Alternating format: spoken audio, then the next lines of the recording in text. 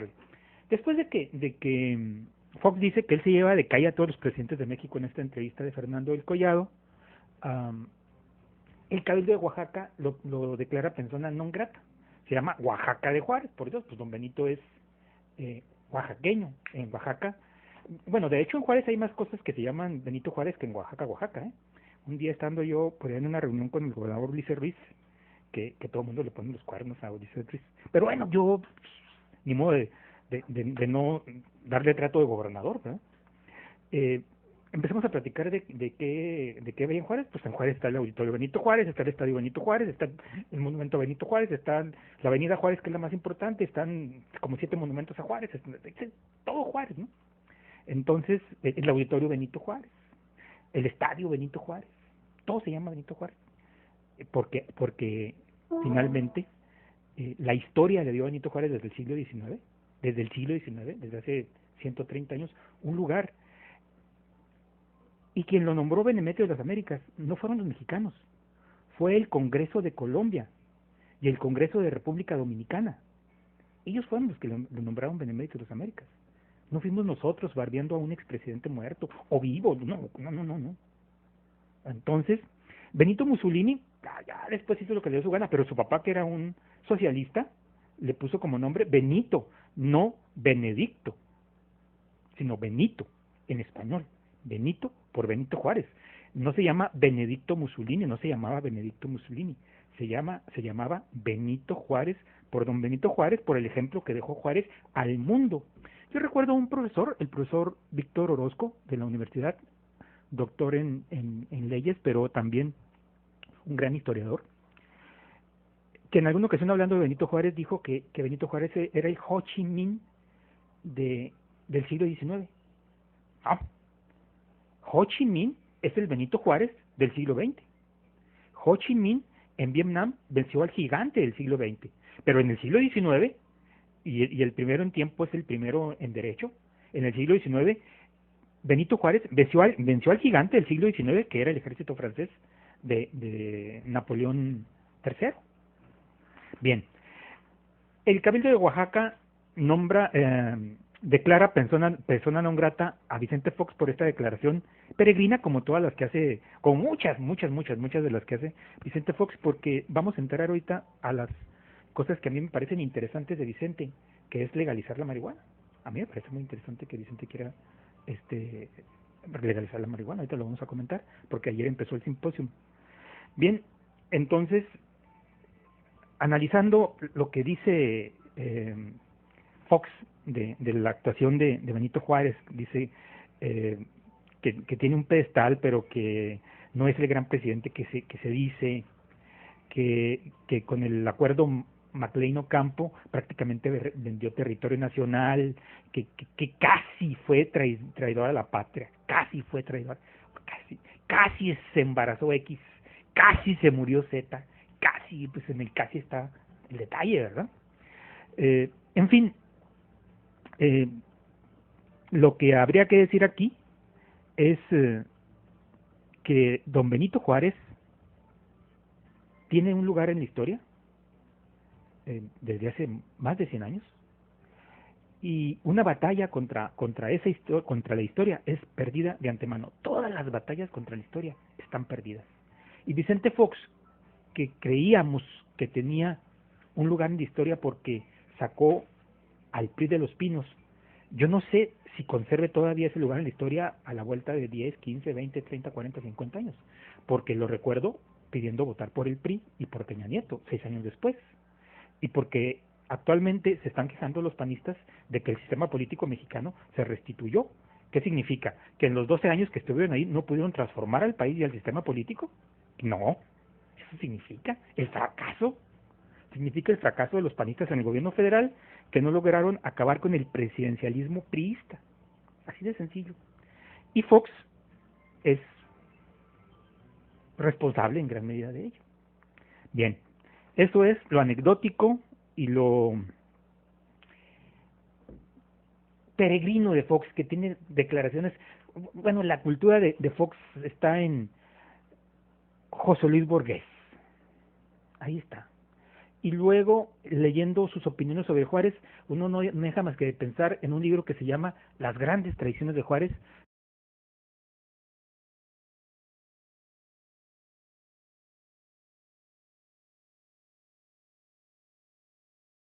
de Celerino Salmerón, que es un libro que no escribieron con pluma, ni con máquina, ni computadora, lo escribieron con los hígados, lo escribieron con el estómago, lo escribieron con los intestinos, ¿sí?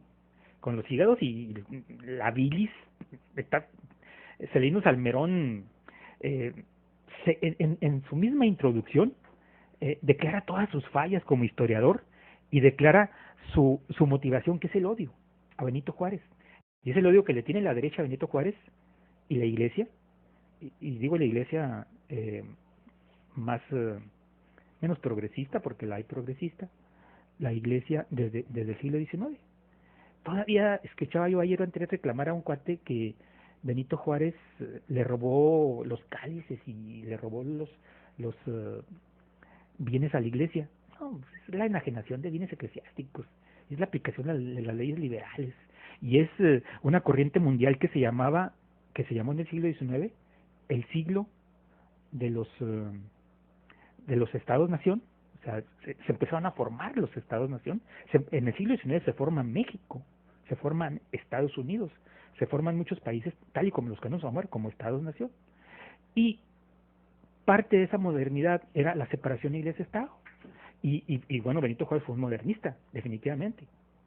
Un modernista, incluso yo lo que le reclamaría, si algo habría que reclamarle a Benito Juárez, que desapareció a los indígenas.